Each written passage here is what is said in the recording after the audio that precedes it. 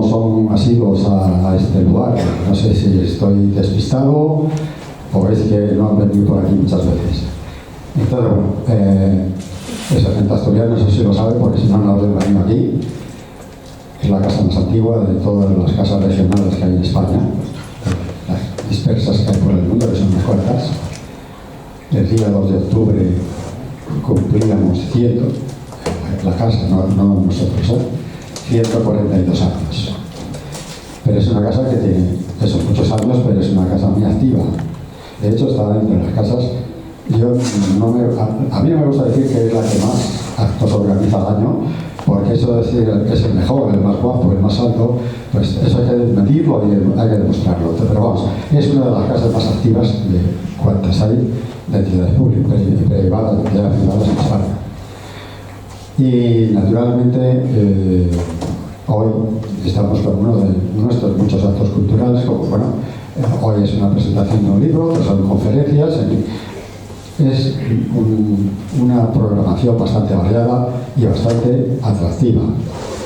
El que es socio del Centro Asturiano no puede venir a todo lo que hay porque le falta tiempo. Y naturalmente invitamos a todos que se hagan socios porque es realmente barato. La familia nuclear paga 24 euros al mes. Familia nuclear, que ya sabemos todo lo que es, matrimonio e hijos.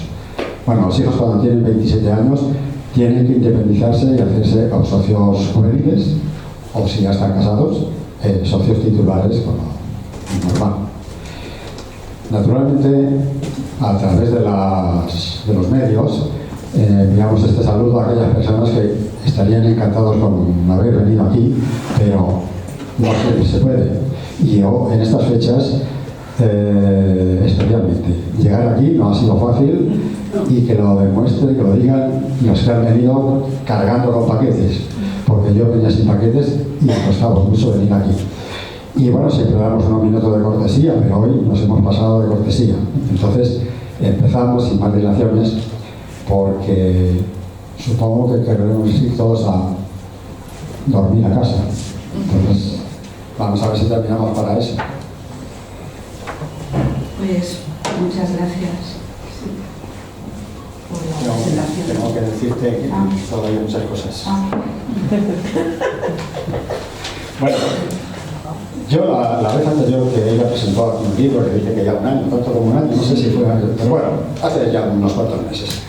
No pude venir, tuve que ausentarme, un viaje a Asturias inesperado. Y bueno, ella ya tiene pues es una experiencia, ya estaba aquí, ya conoce, seguramente que muchos de los presentes también estuvieron aquel día. Y naturalmente hoy tenemos la enorme satisfacción de que doña Marisol Pérez Urbano nos presente su libro Barrio 1972. Marisol nos dice, volvemos al Centro Asturiano porque son muy majos. Bueno, pues muchas gracias. Yo se lo trasladaré a nuestros trabajadores, que le va a hacer mucha ilusión. Félix, eres uno de los agraciados, entonces eres un hombre muy majo. Y los demás también. Seguro que os ha tratado bien porque es nuestro lema. Hay que tratar bien a todo el que llega aquí. Y sobre todo si nos vienen a ofrecer cosas interesantes como en este caso. Y bueno, ella dice que viene acompañada, ella dice, de mi compa, yo digo de su compa, claro, que es Carmen Benito, que está aquí a mi derecha. Y entonces, como hay presentadora, yo voy a obviar todo esto. Que hay cosas muy bonitas aquí, cosas muy bonitas. Sí, bueno, pero tú todo lo sabes. Los demás seguro que también. Bueno, son 2 minutos.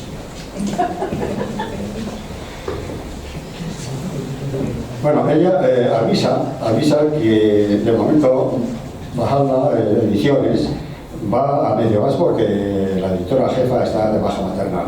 Es la razón por la que no hay venta en su página.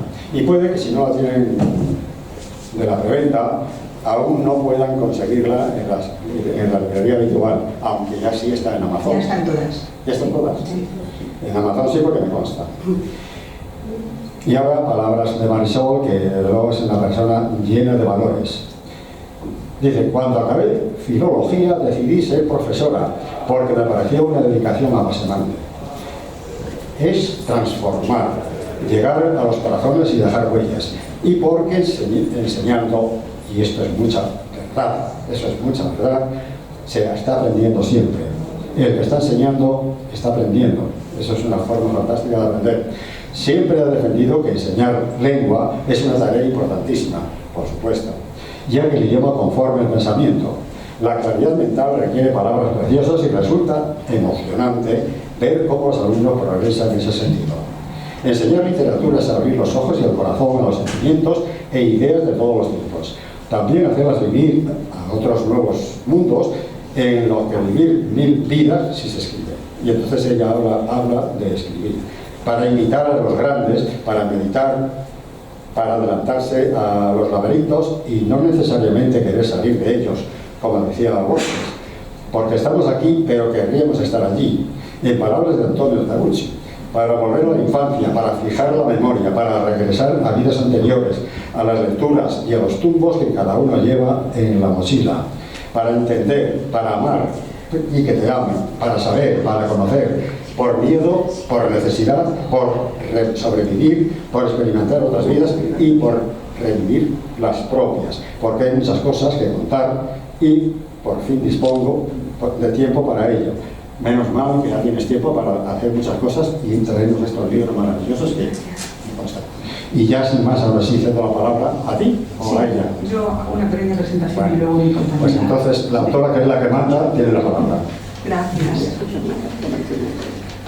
Bueno, pues es la segunda vez que venimos aquí y nos sentimos en casa. He presentado aquí Nina, algunos estabais conmigo también. Os agradezco mucho la compañía y la espera que habéis estado aquí media hora esperándonos y nosotros perdidísimos. Llegó un momento que yo no sabía si iba hacia arriba o hacia abajo de la calle Fuencarral y me arrastraba en las masas. El libro se llama Barrio 1972 porque yo fui una niña de barrio y luego una chica de barrio y luego una mujer de barrio y luego una profe de barrio y finalmente una jubilada de barrio. ¿Cómo no iba a llamar así a un libro? Le he puesto 1972 porque esa fecha me parecía interesante, porque son las últimas etapas del franquismo. Y entonces le pedí a mi compañera Carmen Melito, profesora de historia y compañera codo con codo en el instituto, hasta que nos hemos ido las dos, que se leyera el libro. Se leyó el Mina también y luego me bombardeaba con cosas que encontraba en el libro, me lo encontraba por WhatsApp. Gracias. Le pedí que me hiciera una introducción de qué le había parecido a ella y entonces pues le cedo la palabra y luego ya os cuento yo las cuestiones más literarias. Gracias, Carmen.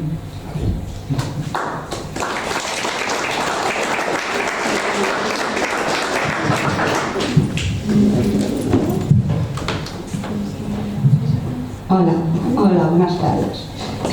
Bueno, yo vengo a presentar Barrio. Yo me voy a ceñir sobre todo a la parte histórica, ¿no? Porque de la parte literaria pues se va a encargar ella. Entonces yo lo que he hecho es, sobre todo, centrarme en el contexto histórico, que a mí es que me encanta eso del contexto histórico. Yo cuando veo una fecha me pongo a buscar y rápidamente le hago el contexto histórico. Bueno, la novela es una novela, como habréis visto, de suspense, muy adictiva. Yo me la leí de un tirón y bueno, como en la novela anterior que presentamos aquí, Nina, pues está basada en unos momentos históricos muy relevantes. Nina estaba centrada en la transición y esta está ambientada en los últimos años del franquismo, en lo que se llama normalmente el postfranquismo. Comienza el primer capítulo con una explosión que nos sorprende porque no sabemos qué ha causado, qué ha ocurrido y nos ponemos a esperar una espera angustiosa con los vecinos del barrio. Eso lo vamos conociendo y entonces a la vez que vamos conociendo a estos vecinos nos vamos enterando de todo lo que va ocurriendo, de qué ha pasado, cuáles han sido las causas de la explosión, cuál ha sido el misterio y nos vamos metiendo en la trama. Bueno, Está ambientada, uno de los protagonistas más importantes del libro es el propio barrio, como ha dicho ella. Este barrio, que es un barrio ficticio, pero muy real, podría ser un barrio cualquiera, con nombres perfectamente ubicados en el mapa, y estos barrios que surgieron en torno a las grandes ciudades, concretamente en torno a Madrid, en este caso, para absorber a toda la inmigración que venía en esos años del campo hacia las ciudades. Y es fruto de este cambio que hay del sector primario al sector secundario y terciario, es fruto de lo que se llamó el desarrollismo, ¿no? Entonces estos barrios crecieron de una manera, digamos, desordenada, a veces se perdonaba que no tuvieran infraestructura para absorber esta población. Entonces, este es un barrio típico, un barrio en el que podemos meternos en cómo era la vida de la gente en esa época, en los años 70. Muchos que tenemos ya unos años hemos vivido esa época, éramos niños o éramos adolescentes. Entonces, con esta obra, con esta novela, podemos saber cómo se vivía y recordar cosas que hemos vivido nosotros perfectamente. Otro de los protagonistas del libro es un detective clásico, muy a lo Agatha Christie, que es un vecino del barrio, el detective Mena, que además nos va a dejar una serie de notas, nos va a dejar una serie de datos para que nosotros podamos colaborar y participar en resolver el enigma. Y bueno, el protagonista, digamos, en el que yo me voy a centrar de la novela es el año. El año que ella ha cogido, 1972, es un año muy importante del posfranquismo y a nivel mundial vivimos sucesos como la Guerra Fría, pero en un momento de bastante distensión.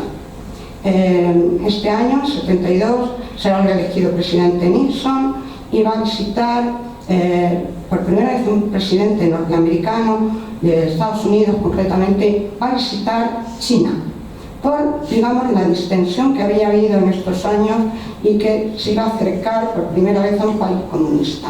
También va a visitar la Unión Soviética y va a visitar España. Entonces, pues va a hacer un poco, verdad, ese dicho que dijo el primer canciller británico en el siglo XIX, Palmerston, que en política exterior no se tienen amigos, lo que se tienen son intereses. Y entonces estos años veremos que serán unos años de cambio en el concepto de Guerra Fría. Y también el año 72 va a ocurrir un suceso muy dramático, va a ser el año en el que se va a dar el famoso atentado en las Olimpiadas de Múnich, de un tema muy en boga en la actualidad. El grupo terrorista Septiembre Negro va a secuestrar a 11 atletas israelitas y después de todos los problemas que tienen y el enfrentamiento con la policía alemana va a dar un resultado de 17 muertos, 11 de los atletas y un policía y varios de los terroristas.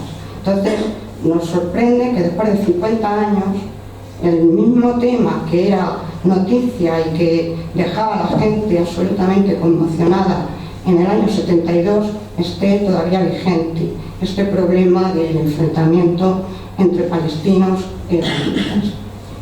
Otro, a nivel en España, como sabemos que este año estamos en el posfranquismo, estamos en un gobierno que todavía es presidente Franco, vicepresidente va a ser nombrado Carrero Blanco en el 72, y este año estamos en los últimos años en el posfranquismo, antes de lo que será luego la crisis del 73, en pleno desarrollismo. Se ha decidido, por el plan de estabilización del año 59, pues hacer una apertura económica, una apertura y una liberalización hacia el exterior, pero en el aspecto político se va a tender al inmovilismo. O sea, no se va a abrir absolutamente la dictadura, nada en política. Entonces esto va a provocar muchísima conflictividad social. ¿Cómo va a responder el gobierno? Pues van a responder con mano dura. Y además no van a poder ocultar esta conflictividad porque van a ser continuas las movilizaciones. Y se va a pedir continuamente una serie de reivindicaciones y de libertades que el régimen no está dispuesto a conceder. Pues van a ser años bastante movidos.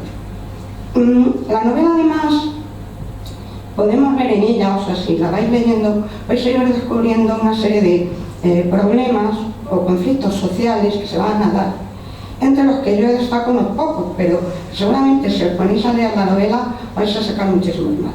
Por un lado, veremos un problema como la carencia de infraestructuras en los barrios, que carecían de servicios, carecían de transportes públicos. También vamos a ver la falta de seguridad en el trabajo, cuando se produce la explosión, que no se sabe las causas que ha tenido, se habla de que ha habido más explosiones. O sea, que era habitual que se provocaran accidentes porque no había una seguridad realmente importante en el trabajo. Y también otro tema, como por ejemplo las enfermedades laborales no reconocidas. Uno de los personajes, concretamente Nati, pues habla de su marido fallecido, de una enfermedad probablemente laboral que no se lo reconoció y que se le achacó al tabaco. Entonces, esto va a quedar ahí latente como problema que es grave y que continúa muchas veces hoy en día. Luego vamos a ver temas como el adoctrinamiento político y religioso de los jóvenes a través de la educación, que en estos años está muy monopolizada por la Iglesia. Vamos a ver temas como la implantación de una moral puritana de tendencia muy conservadora que propiciaba el propio régimen y que aparece en la novela, por ejemplo, en comentarios como la preocupación por el largo de las faldas de las chicas. Y luego también vamos a ver una fuerte represión y machismo hacia las mujeres, que hará que muchas de ellas, que esto se ha comentado en muchos foros, que llevaban alfileres en los medios de transporte para defenderse de los hombres, por esa tremenda represión que había y esa falta de respeto a la mujer. Luego vamos a ver cosas muy graves como la desigualdad jurídica de la mujer. Eso lo hemos padecido todas las que hemos vivido antes de la transición, hasta que se produjera la igualdad. La mujer es una menor perpetua, no tiene derecho a salir al exterior, no puede tener un pasaporte sin el permiso de los maridos, no puede tener una cuenta bancaria. Todo eso depende del hombre para ello. Y bueno, el hecho de que las mujeres estén tan disminuidas con respecto al hombre en lo jurídico, porque prácticamente Franco va a recuperar leyes del siglo XIX, concretamente una ley muy similar a la que había en 1889, va a ser la que esté vigente en España en la época del franquismo. Pero frente a esta situación de desigualdad jurídica, contrasta con la realidad. O sea, las mujeres, aunque jurídicamente estaban en situación de inferioridad, muchas veces eran las que sustentaban las familias moralmente, cuidando a los hijos, e incluso sostenían a las familias económicamente, trabajando en trabajos marginales propios de mujer, que se consideraba como el tema de la costura, el tema de la limpieza, el cuidado, pero casi siempre sin estar dadas de alta y de manera marginal y con sueldos inferiores. Vamos, de hecho, en la mayoría de los trabajos había dos sueldos, el del hombre y el de la mujer. La mujer siempre era inferior, aunque trabajara exactamente igual. Bueno, pues esto hacía que la mujer estuviera mal visto que trabajara.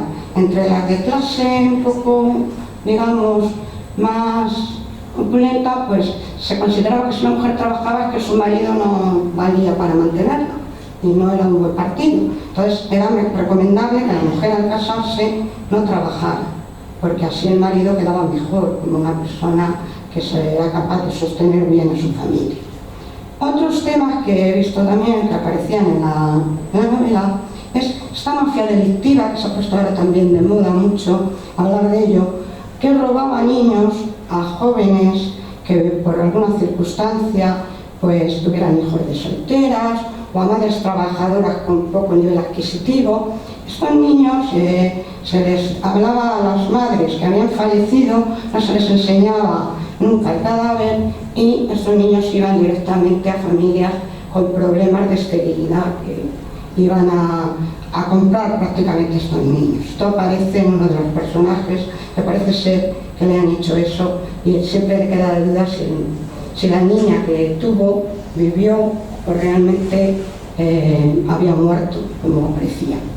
Luego, otro tema que también se ve en la novela es el trabajo infantil, que legalmente se podía trabajar desde los 14 años, pero se hacía la vista gorda para que los niños que trabajaban en el ámbito familiar pudieran trabajar incluso a edades más tempranas, pues en los negocios familiares, que hoy en día pues nos echaríamos las manos a la cabeza un niño pequeño trabajando en un bar, en las tiendas, etc. El trabajo infantil era muy habitual. Luego, otra problemática social que hace radiografía la novela sería el tema de la falsa expectativa de los jóvenes que iban a estos barrios tan sumamente marginales. Cuando el barrio era muy problemático, los jóvenes que no tenían acceso a los estudios, porque muchas veces ni siquiera les pillaba el colegio cerca, o si les pillaba cerca no tenían ganas de ir, pues solían caer a menudo en el tema de la delincuencia. Y de ahí que se generara el fenómeno kinky. El fenómeno kinky, que fue más acuciante a partir de los años 80, porque se hizo más grave debido a la pandemia de la heroína. Entonces, había pues hijos de campesinos que vinieron a vivir a nuestra radio, terminaron con 13, 14 años, pues atracando bancos, robando coches.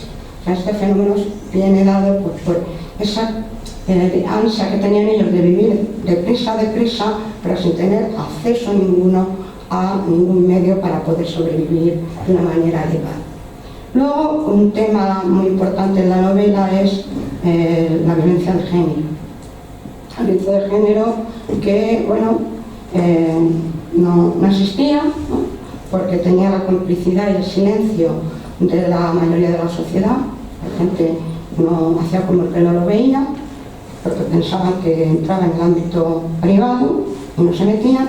Y además estaba justificado y estaba muy, digamos, permitido porque las propias leyes eximían a los violentos, incluso a los asesinos, con la, digamos, la palabra o la frase de crimen pasional. O sea, si era un crimen pasional, pues no tenía tanta gravedad como un crimen normal, porque es que, claro, no lo había podido evitar. Entonces, esto permitía muchas veces que la violencia de género fuera incluso tolerada, ¿no? Como algo bueno, claro, no pasa nada. Luego, observamos en la novela socialmente también unos cambios, porque son los 70, no es la época de los 40 y los 50, donde los más jóvenes que aparecen en la novela, Manuela o Pascual, ya no lo ven como sus padres. Por ejemplo, Manuela ya no quiere reproducir el mismo modelo de mujer que es su madre y sueña con salir fuera y marchar fuera a trabajar y tener otras libertades, otras expectativas, y no simplemente lo que se esperaba de ella, que se casara, ¿no? Y esto venía un poco propiciado pues, por este desarrollismo que hacía que la gente viera a otras personas de otros países que vivían de otra manera. Esto lo trajo el turismo y la inmigración de los españoles al exterior. Hace que mucha gente viera que no era solo lo que había en España, sino que había otras salidas, otra manera de ver el mundo. Entonces, en estos personajes más jóvenes se ve este cambio de mentalidad. Por ejemplo, Pascual pues ya le ha perdido el miedo a las reivindicaciones laborales. Entonces, porque el que reivindicaba algo laboralmente era considerado conflictivo, ¿no? Porque parecía que no se podía protestar ni nada, ni decir nada. Entonces, muchos se callaban, eran una mayoría silenciosa, para evitar ser catalogados de conflictivos y ser despedidos. Entonces, ese problema ya no lo tiene Pascual, él reivindica y si le dicen conflictivo, pues él lo asume, ¿no? No tiene problema en asumirlo. Bueno, pues estos son algunos de los temas sociales que he visto yo, hay muchos más, ¿no?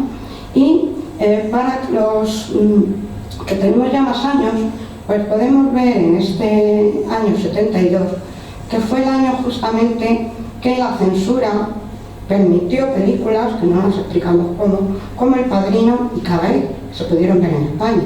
Entonces ya empezaba a veces a resquebrajarse esa férrea censura que había borrado todo anteriormente, que cortaba hasta el beso final de la película, ¿no? Bueno, ahora podíamos ver esas dos películas, ya digo, que colaron a la censura. No se podía ver, estreno también del año 72, El último tango en París, pero como no se podía ver género, fenómeno de turismo de fin de semana, sobre todo desde Cataluña, para fletar autobuses para ir a ver la película Perpiñán.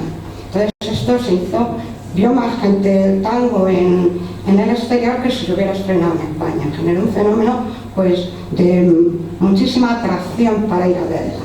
También estamos en estos años con alguna cantautora que reivindica ya otro papel para la mujer, por ejemplo Maritrini, que sale en la novela, pues ella va a cantar una canción tímida, rebeldía, pero que dice que yo no soy esa, que mucha gente la recordará, y que trataba de salirse del rol de mujer sumisa, que asumía todo. Bueno, pues, aparece en el año 72 también, es un hit esta canción.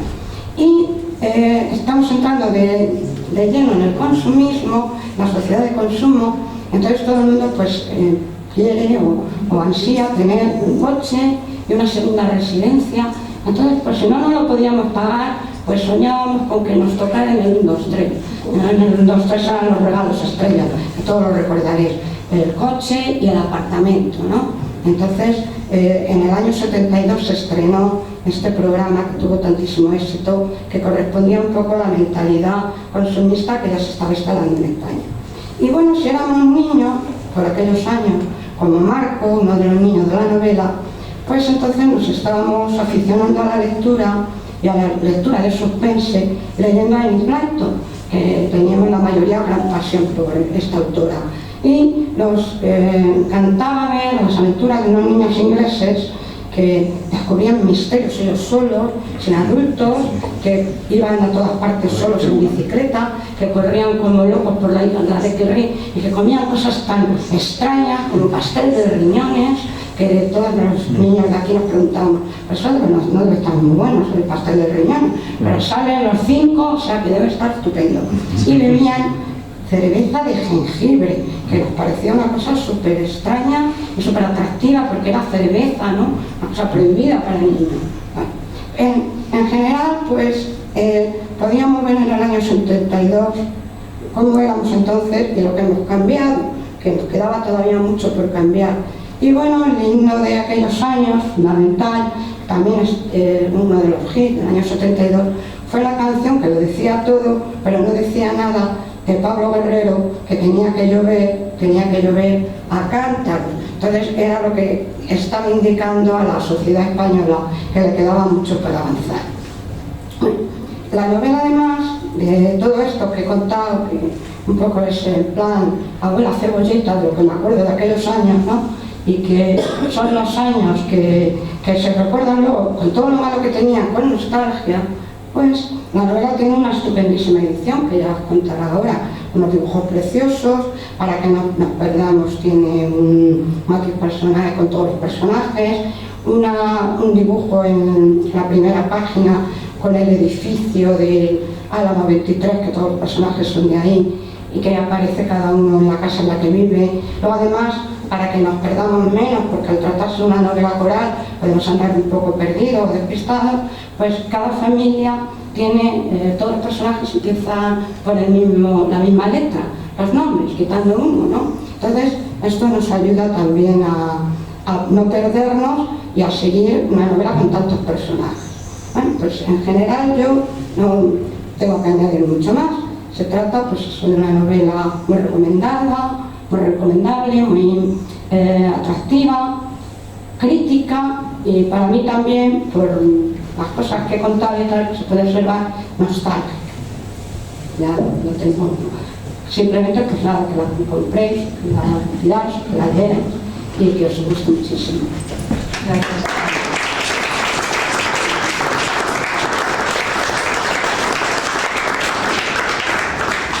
Gracias, siempre se lo digo, que le saco un lustre a mis novelas.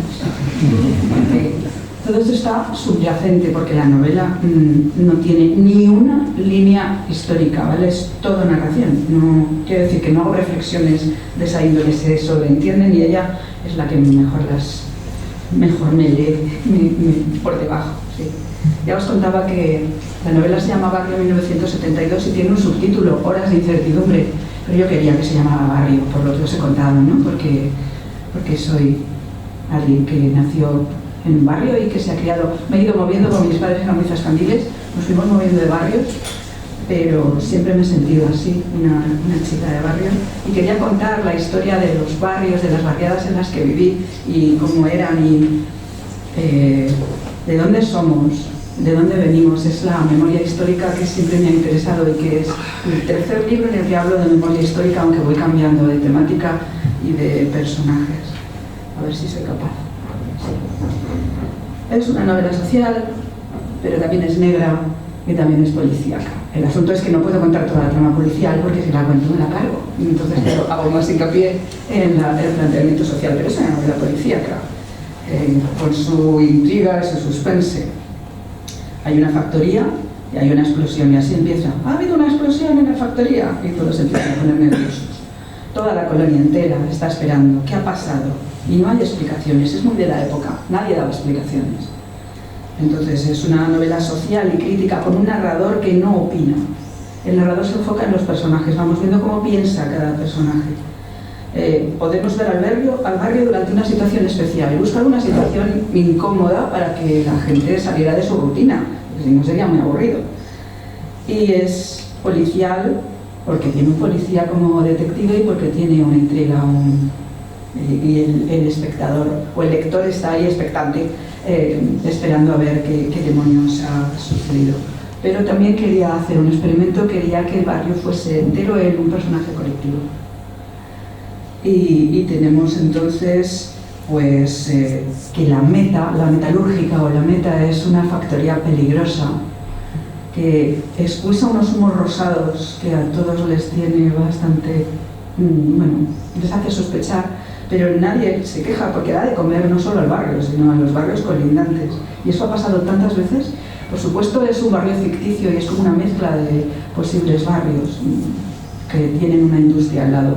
Podría estar en cualquiera de las ciudades satélite que surgieron alrededor de lo que en los años 40 se llamó el Gran Madrid. Hablaré de eso luego, un poquito más adelante. Es un personaje colectivo, como os he contado, me centro sobre todo en un portal, por eso se ha puesto ahí un portalillo ahí abajo. Es el portal número 23 y ahí hay varias familias. Y he intentado que hubiera como un catálogo de distintas edades. Son familias numerosas, generalmente con señores de 60 años, padres que ya son más ancianos, parejas de cuarentones, jóvenes entre los 20 y los 12, niños e incluso hay un par de bebés. Hay un comercio femenino en una planta baja que tiene una puerta de comunicación con la casa, es una mercería. Y Monse la mercera, todo con M en esa casa, Mariano, todos se llaman así, Mónica, Marta. Esta es una de las mujeres fuertes de la novela, que es capaz de arremangarse, de solucionar cosas. Hay un comercio masculino del que se habla, una ferretería, y entonces lo contiene como muy repartido. Los chicos, el masculino, las chicas, esa misma familia, digo. Y luego el ambiente áspero de los trabajadores, son trabajadores del metal, tienen entre ellos una solidaridad muy fuerte, pero también son conscientes. Los colores habían desaparecido, nos habíamos refregado mucho, pero estaban ahí todo el rato. Pues esto es mi novela, me he basado más en lo social que en la suspense, porque no os quiero matar la intriga. Los capítulos son muy cortos, se leen con mucha rapidez, el estilo es muy sobrio, porque yo soy así sencillita. Y espero que os guste mucho. Os recuerdo que tengo otras dos obras que he presentado alguna aquí, pero eso ya es para quien quiera saber un poco más. No quiero enrollarme mucho porque os tengo aquí horas y horas esperando. Que muchas gracias. Tengo incluso algún vídeo de Franco inaugurando una de estas barrios, pero como es tardísimo, pues no lo pondré. Le cedo aquí a mi compañera por si quiere preguntar algo, porque siempre nos preguntamos cocinas entre nosotras. Pues mira, sí que te quería preguntar que si tú crees, todas tus novelas tienen una parte crítica, ¿no? Entonces te quería preguntar que si tú crees que la literatura sirve para cambiar algo de la realidad. Eso es lo que nos gustaría. Una pregunta muy típica de... Sí. A veces sí, eso es lo que nos gustaría, o lo que nos gustaría creer, que la literatura no solo muestra lo que sino que también puede ayudar a cambiar, no lo sé, no estoy muy segura. Desde luego lo intento. Por mi parte sí. Por mi parte sí. Y yo siempre te pregunto si te parece que la literatura puede ser un instrumento para enseñar historia. Sí, claro, que es primordial. O sea, siempre lo hemos utilizado. Cuando yo daba clase, pues era muy pesada. Siempre mandaba libros en todos los cursos, incluso en segundo de bachillerato, que tienen programas muy apretados y se tienen que examinar de la EBAU y tal, era voluntario, porque yo no me resignaba a no mandarlo. Obligatorio no, porque me decían, no se puede y tal. Y mandaba siempre libros a los chicos, porque ellos me decían muchas veces, sobre todo en los primeros cursos, que son todavía mejores lectores, porque luego ya según van creciendo, van perdiendo la afición a leer, que la pierden, porque otros la conservan, pero hay muchos chicos que pierden la afición a leer a partir de los 15 por ahí, cuando están en primero de la ESO, segundo de la ESO, les gusta leer, y de niños pequeños, los niños pequeños también. Entonces, el primero, pues siempre lo cuento, tuve un éxito tremendo con una novela que estaba basada en la vida de Claudio, el emperador Claudio, porque trataba el tema del bullying. Como Claudio tenía muchos problemas físicos, era tartamudo, cojo, no sé qué, pues hacían bullying, y entonces los chicos leían la novela, y entonces se llama Una historia de historia, y esta novela para ellos les encantó. Y cuando fuimos al arqueológico y vieron allí a Livia, como era la mala de la novela, y la vieron en una escultura y era muy guapa, decían, esta no es. Porque, claro, asociaban la maldad de la abuela, además era la abuela de Claudio, que le hacía de todo al pobre, le torturaba al pobrecillo. Pues cuando la conocían, pues, les encantó. Y cuando fue el día del libro, y había que poner en los tablones, ¿cuál es tu libro favorito? Yo no sé si es porque no se habían leído otro, pero todos ponían una historia, la historia les gustó. Y la catedral de Mallorquí también les gustó mucho a los chicos, les gustó, era un poco el tipo Ken Follett, pero para niños, ¿no? Cómo se hace una catedral gótica, igual que los pilares de la tierra, pero además con un personaje sobrenatural, con un diablo malísimo y tal. Eso en segundo de la ESO triunfó también. O sea que, y luego decían, así me gusta más la historia a mí. O sea que es muy importante la literatura para aprender historia. Y la historia para enseñar literatura. Bueno, y como es tardísimo, pues que si queréis comentar, preguntar. Yo solo quería hacer un comentario. Sí. Os habéis preguntado mutuamente si la poesía puede cambiar. O sea, si la literatura la puede cambiar. Es una manera del futuro. Sí. La literatura es lo mismo. Sí.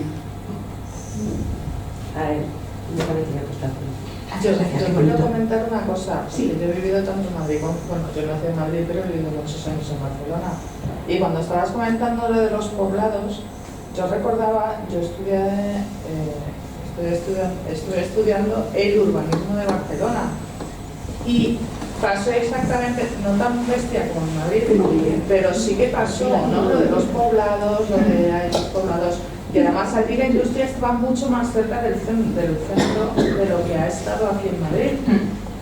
Y entonces estaba viendo yo las imágenes de las industrias con esto y me ha venido a la cabeza lo que pasó en Barcelona, ¿no? Que es exactamente lo mismo, o sea, son grandes ciudades, además en Barcelona la industria estaba muy cerca y eran poblados que lo mismo, o sea, exactamente igual, que no tenían servicios, que estaban en... Igual tenías que, para llegar a entrar en la ciudad, tenías que ir caminando porque no había nada, media hora, donde no había...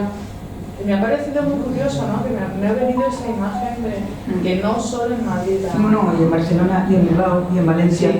Y en Gijón, y en Avilés. Es que puedo citar un montón de sitios. Y en Vigo he investigado un montón, claro, me tenía que centrar en algo. Mi barrio era madrileño, entonces Madrid. Solo Madrid tiene la osadía de comerse las localidades de verdad. Claro, yo me acuerdo que yo de pequeña, Hortaleza, era Hortaleza Pueblo. Claro. Yo nací en el 74. Claro, entonces pero...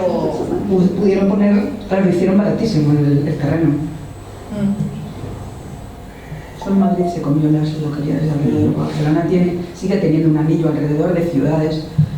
Pero es que no consiguieron comérselas. Claro, pero no las consiguieron varias, gracias a... O sea, sí que hay localidades... Que eran pequeñas localidades que también, claro, sí. Que sí que se las comieron. Las más externas no. Aquí sí se las han comido. Gracias.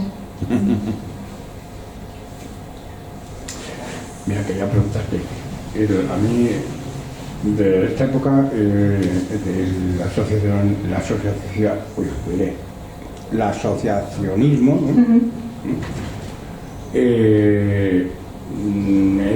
Ese fenómeno, los personajes los metes dentro de ese marco. Sí. Están metidos dentro, lo digo porque has estado hablando de los pueblos que son absorbidos por la capital y entiendo que tendrán vicisitudes los personajes y tendrán problemas con por ejemplo, con el ayuntamiento, Sí, tienen problemas obviamente se reúnen... Con las entidades, con la propia empresa. Sucede todo en... La factoría, vamos. En día y medio, con lo cual no da tiempo. No daría tiempo. No, lo digo, sí, claro, se nota como el fenómeno que fue en esa época. Sí se nota que están acostumbrados a reunirse, a discutir juntos y a tomar decisiones y sí, se plasma en la novela.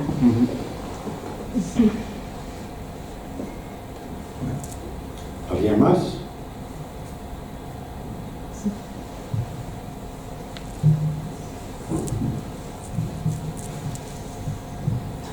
Bueno, nada, bueno. Se ve que lo ha dicho muy claro y lo ha entendido todo perfectamente. Bueno, bien, gracias Marisol. Gracias. Por traernos una obra interesante, muy interesante, y gracias a la colaboradora, a tu compa, como le dices, a mi compa. Sí. Entonces, bien, les felicito a las dos y nada, quedamos esperando que termine el próximo. Gracias, sí, lo intentaré. De acuerdo. Bueno, pues gracias a todos y ahora pues ella está dispuesta a firmar todas las obras que pasen por aquí. Muchas gracias.